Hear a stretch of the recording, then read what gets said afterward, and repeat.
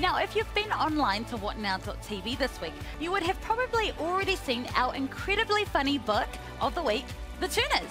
And it's written by a very talented author, Mick Elliott, who also joins us via Skype from Sydney.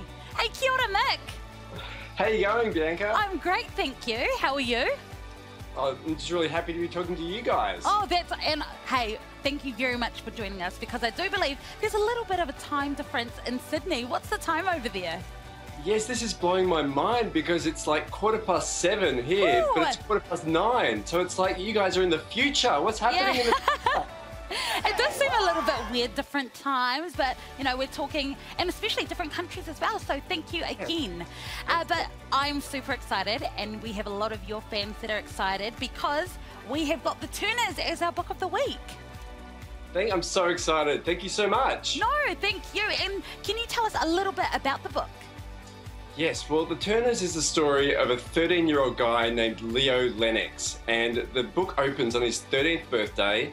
He's standing in the school library, and suddenly he starts to grow a tail and turns into a Komodo dragon, and his life goes crazy from there.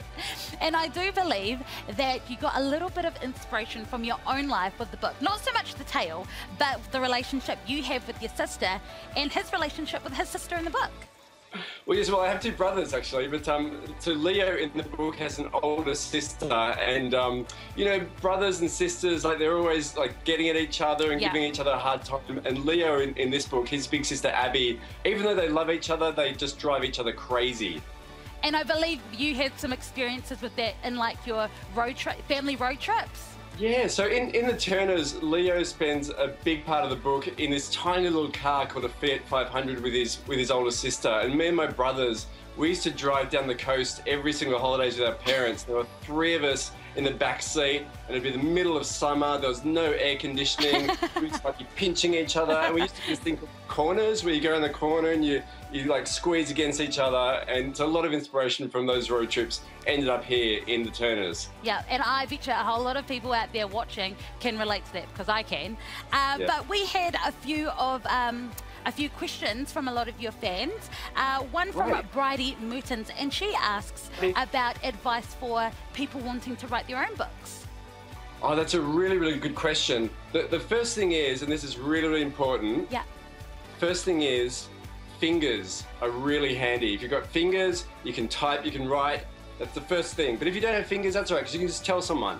The second thing is, try to come up with a big idea, like a crazy big idea that from the very, very first line will get people hooked in. It's called a sizzling start. Oh, okay. And so from the very first moment, think of what will make the reader go, wow, I want to know more about this. And then just think big ideas, and give your hero a problem that they've got to solve. Nice. So if everything's fine in the story, it's kind of boring. So give them a big problem, like the fact they turn into a Komodo dragon in the library, or like Harry Potter, where you know he doesn't have parents and he discovers he's a wizard and there's a bad guy trying to get him. Give him a big problem to solve. That sounds great. I actually might take a few tips for that, for what now when we're writing our wee stories and things like that. And I'm sure the boys would love to hear that advice as well. But Mick, can I ask, when's the next time you're going to be in New Zealand? Oh, well, I have family in there because my brother and sister-in-law and my awesome niece and nephew, hi guys if you're watching, they live in Christchurch, and I love Christchurch, and I've spent a lot of time travelling in New Zealand, so I really, really hope to get there maybe later this year. Oh, cool. So we might be seeing you a little later on this year, by the sounds of it. Love to see you guys. I'm holding you to it, Mick, but thank you very much for joining us this morning. No worries, Bianca. Thank you, guys. Thank you. See you later. And hey, if you want to grab our book of the week, The Turners, then jump online to whatnow.tv and you can win it. What Now? What Now? Sundays From 8 a.m. on 2.